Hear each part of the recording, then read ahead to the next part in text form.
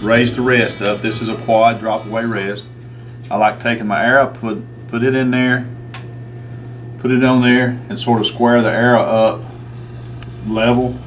And you can use a T-square if you like. Like I said, we've done some mini here.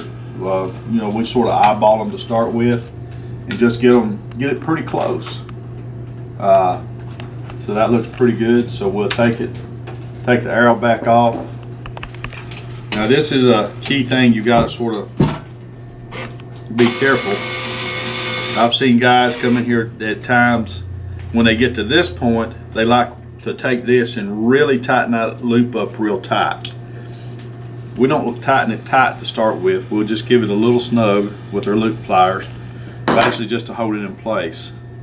Now we've got our rest cord here, and we'll finish this up in a minute, but we're going to take our rest cord, and we like taking on the down cable, and we've already got one of them little balls melted on the end of the cord, just like we did our loop, and we take it on our down cable that actually goes down when you draw the bow back.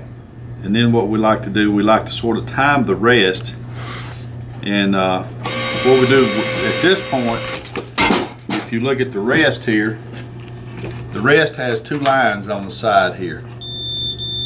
When you pull this bow back at full draw, those two lines has got to come and meet or just go just a little past, just like so.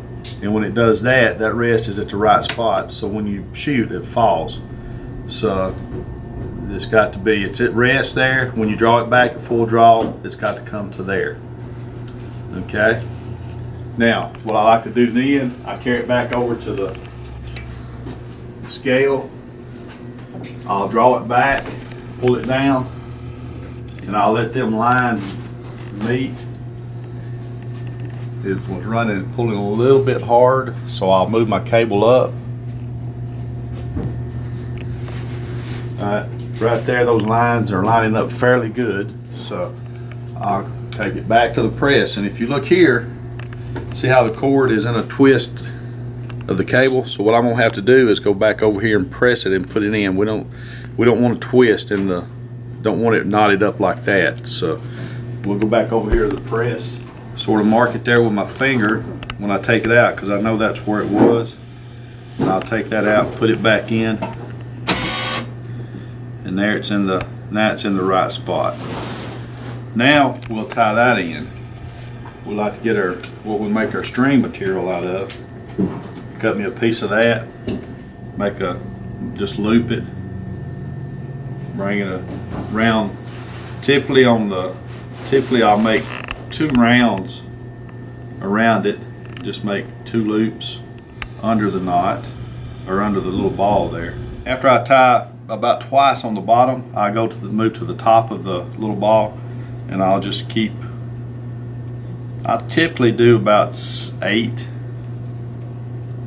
and just take it and just put it back to the inside, just like so, and pull it tight. And that, what this does, it keeps the cable in the right spot here. It doesn't allow it to move up or down as you're drawing the bow back.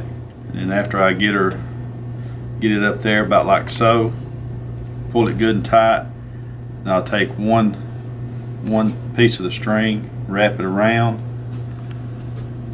and then I'll just tie, I like tying a double square knot right on top there. We use a lot of cigarette lighters, believe me, and we'll take, and I like to melt that end off. And what that does, it keeps it from coming undone. So there you've got it. It's real neat. I mean, and it's very functional like that. Now what we'll do is we're going to try to shoot this bow through the paper and paper tune it. The paper tuning, a lot of people say it's not good. Some people say it's good. We like paper tuning it. That's always a good start. Now when you get outside and you start shooting and stuff, if you see a little movement in your arrow, whatever, you can do a little more tweaking on your rest. But we do like paper tuning it just to get it good and started. The wheel timing is said it's in good spot. Your loop and your arrow, it looks pretty level. We like to check the center shot, and the center shot, we have bows brought in here all the time where the arrow is not lined up with a bow. The center shot's where that arrow is down dead center of the riser, all the way up, and it's sitting center on the shelf up here on your arrow shelf. So all of that is key factors in tuning the bow. So we'll go over here and shoot it through the paper. You just want to get a good hold and get a good squeeze and shoot through the paper. And if you look, this one has got just a little bit tail tear to maybe just a little to the left. So what we'll do, we'll adjust the rest from there. Got just a little tail tear to the left, so we're going to take this, we're going to move the rest out just a touch to the left. Okay, the left is out now. So what we're going to do, if you see, it's just a little tail high now more than it is left. So what we're going to do, we're going to take, and if you remember, I didn't tighten that loop up that tight. So, and this is why. So we're going to go back over here to the press so it can hold it. And then we're going to take this loop and we're going to slide it down just a little. And if I'd really tightened that loop up real tight, we'd have problems. It'd been a lot harder to move. So now we're going to go back to the paper.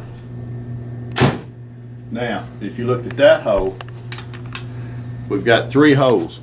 This is the first shot, a little left, maybe a little high. This one, we moved it a little high.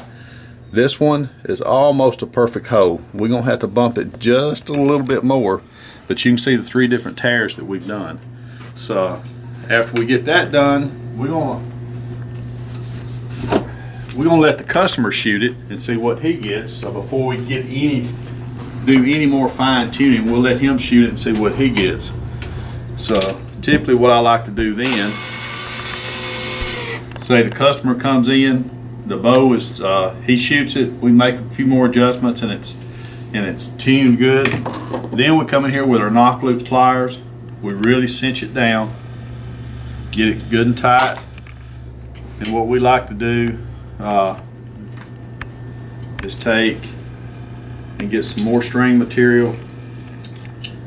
I've seen several people tie knots in between the loop, below the loop, you know, different ways. If you tie it below the loop, really, to me, it's useless because that loop's not going to move down. If the loop's going to move it's going to move up. So what I like to do is tie just some serving or some string material right around the top of the loop. Just tie it 2 or 3, 4 rounds. Finish it off with a square knot. There again, get the old trusty cigarette lighter. Melt that down good.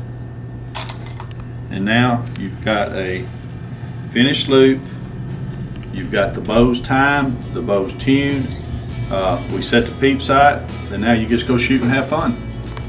Remember, live life at full draw.